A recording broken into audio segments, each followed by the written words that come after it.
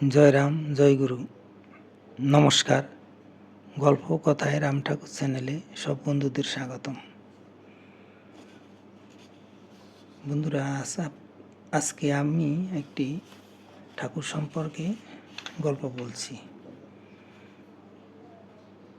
শ্রীমতী রেখাবর্ধন ঝুলন উৎসবের ঘটনা সম্পর্কে বলেছিলেন ঘটনাটি।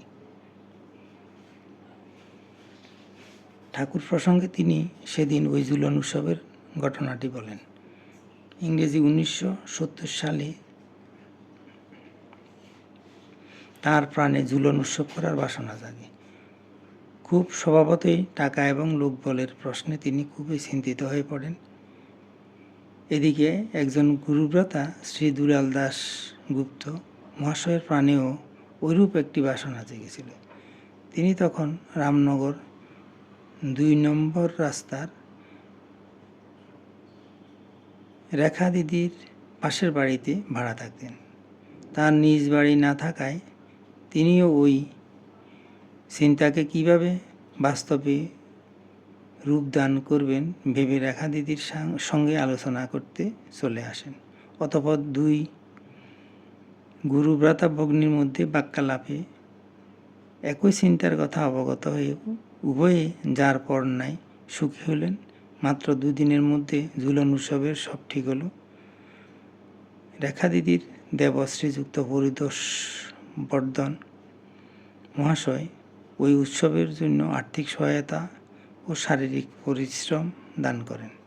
এ প্রসঙ্গে শ্রীযুক্ত উমেশ দেব মহাশয়ের নামও স্মরণীয়।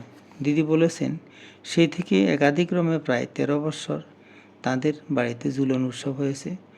ঠাকুরগত প্রাণ হতে পারলে অন্য সব আপনি হয়ে যায়। ঠাকুরই সমস্ত বার বহন করছেন, আমরা বুঝে উঠবার শক্তি রাখি না। এই উৎসব প্রসঙ্গে দিদি বলেন, অধিবাসের দিন সহ 6 দিন ধরে নাম কীর্তন চলত। দিদি খুব ব্যস্ত থাকতেন। অনেক দিন তিনি স্নান ও বস্ত্র পরিবর্তনেরও সময় পেতেন না। এই প্রসঙ্গে শ্রী শ্রী ঠাকুরের কথা মনে আসে। তিনি বেদবাণীতে বলে গেছেন, অষ্টপ্রহর নাম করিতে কাপড় আদি উপকরণ কিছুই লাগে না, কেবল নামের অধীনস্থ জ্ঞান জন্মিলেই নামের সেবক হয়।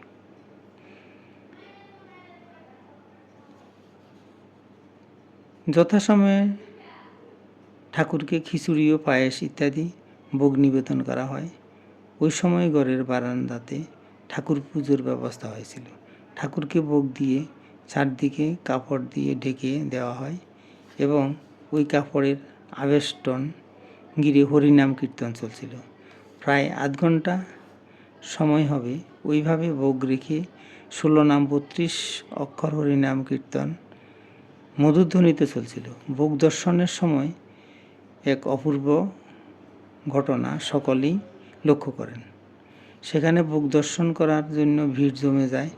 খিচুড়ি ও পায়েস ভোগের থালার মাঝখানে ছোট বাচ্চাদের হাতের ছাপের মতো 5 আঙ্গুলের ছাপ অতি স্পষ্টভাবে দেখা গিয়েছিল। কেউ যেন মাঝখান থেকে খুব সামান্য কিছু গ্রহণ করেছেন। সকলে আনন্দে উলুধ্বনি করলেন। দিদি বললেন, আমি হয়তো অন্য কেউ বললে বিশ্বাস করতে পারতাম না, কিন্তু নিজ চর্মচক্ষুকে অবিশ্বাস করতে পারলাম না। সকলেই সম্ভবে কৃষ্ণে কিছু মিথ্যা নয়।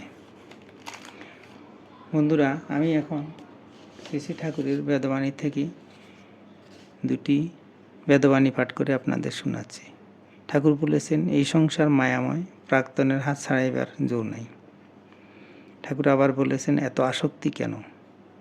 যখন যাহা প্রারব্ধে আছে তাহা ভোগ করিয়া যাইবে। এই সংসারে মমতার দাস হইয়া ঘুরিয়া বেড়াইলে লাভ কি? সর্বদা সহ্য করিয়া যাওয়ার চেষ্টা দেখিবে। ভগবৎ যাহা দিবেন তাহা খণ্ডন করিতে সাধ্য কি? বেদবাণী 1। বন্ধুরা, আজ এ পর্যন্তই। আগামী দিন আবার শ্রী শ্রী ঠাকুর সম্পর্কে গল্প বানিয়ে নিয়ে আপনাদের সাথে থাকব।